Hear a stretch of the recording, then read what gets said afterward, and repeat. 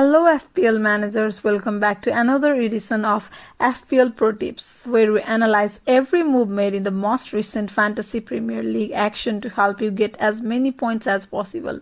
Each week, we are starting Game Week 4 today and I am your host. We will discuss the wildcard chip in this video, including when and how to use it. Make sure you watch through to the very end as well. We'll be talking how to bounce back from a bad start in FPL. Please subscribe and click the bell icon if you are new to this channel. It's now time to talk about the fixtures, players that stand out and transfer tactics that will give you an advantage this week. The Premier League resumes its action after an international break. On 14th September 2024, Premier League will feature 7 exciting fixtures followed by 3 fixtures on 15th September 2024. Manchester United travel to St Mary's Stadium to face Southampton for the opening match of the weekend. Liverpool welcomes Nottingham Forest at Anfield and Manchester City faces Brentford at Etihad Stadium. The North London derby will be exciting to watch, where Spurs welcomes Arsenal at Tottenham Hotspur Stadium. Let us look how my team performed at Game Week 3. A hat-trick from Haaland, a goal and 2 assists from Salah along with goals from Eze and Wood helped me obtain 98 points.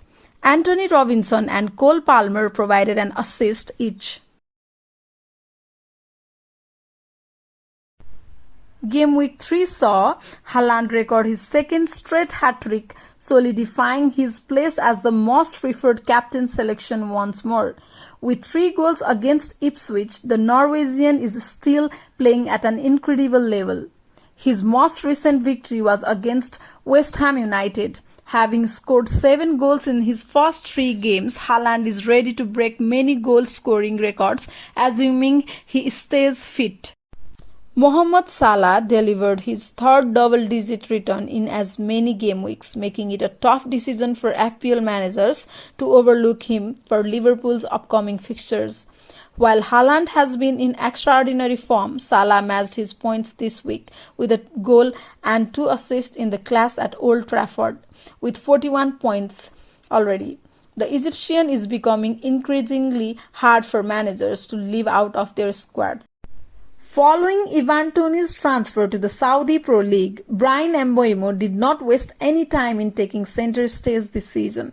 Mbeumo is probably Brentford's go-to guy for penalties now that Toney is out, but he scored a whopping 14 points in FPL this week without needing any. Mbeumo, who scored twice against Southampton, now has 3 goals in as many games. He has also set up 4 excellent opportunities for his colleagues. Game Week 3 saw both Eze and Alexander Isak provide significant returns after blanking the previous 2 game weeks. This shows how important it is to stick with players who have strong underlying numbers even when they have poor performance. So far, everyone has attempted 7 shots from within the box. Before Game Week 3, both of them were among the most sold players, even though Eze's price had dropped. Before any games started, Ollie Watkins, Phil Foden and Cole Palmer left the England team. Illness also prevented Foden from playing in Game Week 3 against West Ham. Palmer reportedly struggled with muscle fatigue when he and Watkins returned to their respective clubs. Unai Emery has been in charge of Watkins' minutes since he missed the pre-season due to a delayed return from the England duty. It is hoped that none of the 2 absences will prevent them from playing in Game Week 4. To be safe, those who are thinking about adding them to their fantasy teams should hold off until later in the week for more information. During the international break, Bruno Fernandes made an impression by playing the whole 180 minutes in 2 games and contributing a goal and an assist. FPL owners may have mixed feelings about him despite his excellent performance for his country because of his recent lack of attacking returns in the league. During the match against Scotland, Fernandes was seen hobbling after an ankle knock, but he told reporters that it was only a little bump. The Manchester United midfielders should be able to play against Southampton this Saturday, bearing an indication to the contrary from Erik ten Hag. In the second half of Norway's play against Austria on Monday, Martin Odegaard sprained his ankle. He looked to be in severe discomfort and had assistance from the medical team to leave the field, raising questions about his readiness for Arsenal's encounter against Spurs on Sunday. Of the 5 chips accessible to FPL managers, the Wildcard chip is the most potent because it gives you the ability to make infinite free transfers to entirely restructure your team without losing any points. Twice a season is allowed for its use. When transfers are made, the wildcard is verified and cannot be revoked once active. When to use it is largely dependent on the circumstances facing your team. Using your wildcard now might have a big impact if you have had a difficult start to the 2024-25 season and don't want Mohamed Salah or Erling Haaland, the top scorers after the first 3 game weeks. It is essential to have at least one of them in your team to prevent falling lower down the overall rankings, given their potential for enormous captaincy rewards.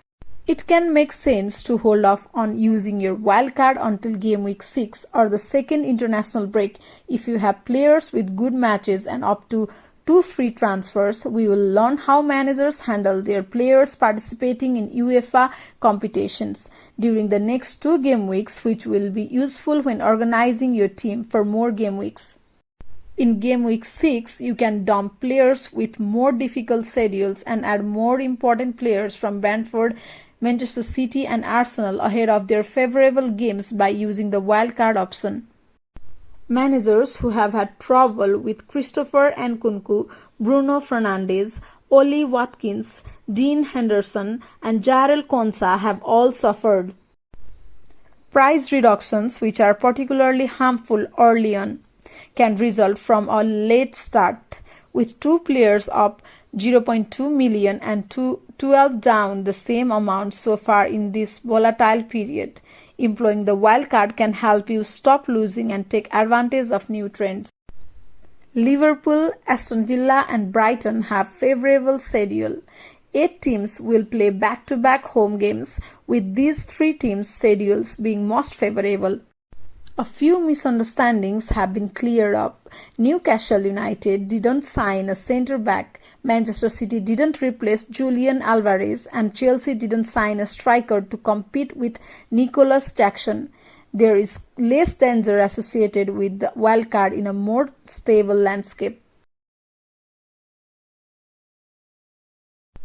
If we look at the FDR table, Aston Villa have games against Everton, Wolves and Ipswich Town respectively, 2 of which are at home. This week Aston Villa will face Everton, who have conceded the joint most big chances so far. We can expect goals at Villa Park. Ollie Watkins was subbed off early for the 3rd consecutive game as Aston Villa secured a 2-1 win over Leicester. Given Villa's favourable schedule, he is a tempting transfer possibility. But if you don't already possess him, it's better to hold off for the time being. Watkins was not totally fit when he started training and needed more time, according to manager Unai Emery, who also disclosed that he is still healing from a small injury. Watkins will play more minutes once he is fully recovered, but Villa's next Champions League games might cut into his domestic playing time even more. Though he is not a must-buy right now, there is no reason to sell if you currently possess him. For the 3rd straight game, Morgan Rogers played the entire 90 minutes. Despite his lack of attacking performance too far, the 22-year-old is still a good option at his price and a terrific budget booster. Chelsea faces Bournemouth, West Ham United, Brighton and Nottingham Forest respectively over the 4 game weeks. Cole Palmer and Nicolas Jackson could provide returns as the fixtures are favourable. Liverpool also have favourable fixtures as they face Nottingham Forest, Bournemouth and Wolves over the 3 game weeks. Liverpool have kept 3 clean sheets. Their defence looks quite strong. Apart from Salah, you can also have Liverpool defence on your team. Robertson, who cost 1 million less than Trent Alexander-Arnold, yet is only 2 points behind him in defender points. has been a fantastic value choice in the FPL this season. With a 0.25 expected goal involvement per 90 minutes, he has a strong underlying metrics and has started all 3 games while playing more minutes than Arnold. Robertson's chances of scoring have increased lately since he has been taking more corners than Arnold. Given Liverpool's good schedule, he is a reliable defensive choice. He is an important player to watch because of his attacking ability, favorable schedule, and affordable cost.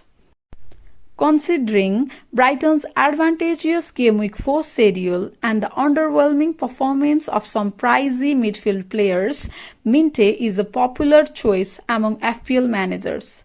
With 2 assists in his first 3 games, he has looked impressive and is developing into a serious offensive danger with a 0.61 expected goal involvement per 90 minutes. He becomes much more attractive when Brighton plays Ipswich and Nottingham Forest at home.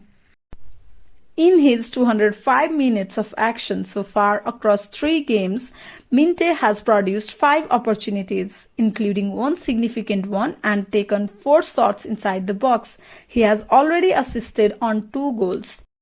Similarly, one can consider Joao Pedro and Luis Dunk on their team as well. Pedro has been the pick of the budget forward so far with 2 goals from the last 2 games and has also played 90 minutes in the last 2 games. He is also on penalties, which works out well from FPL point of view.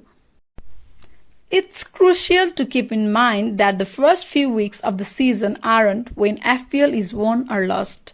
You can always make up for a bad start. Managers who, for example, sold Eze before Game Week 3 out of the frustration may now regret doing so. Pay attention to the next games and utilize your wildcard wisely. It may be time to reevaluate your plan if you like Salah or Haaland. Only 3 of the 38 game weeks in the FPL challenge have we finished. Take care of your weakest players, refrain from frantically making too many transfers, and use your wildcard only when it benefits your team and not only to stay competitive with your mini-league opponents. The candidates for captaincy this week are Haaland and Salah. Salah against Nottingham is an excellent choice, but I have decided to captain Haaland yet again. Thank you for watching this video. If you like our content, please do subscribe our channel. We will see you before the start of Game Week 5.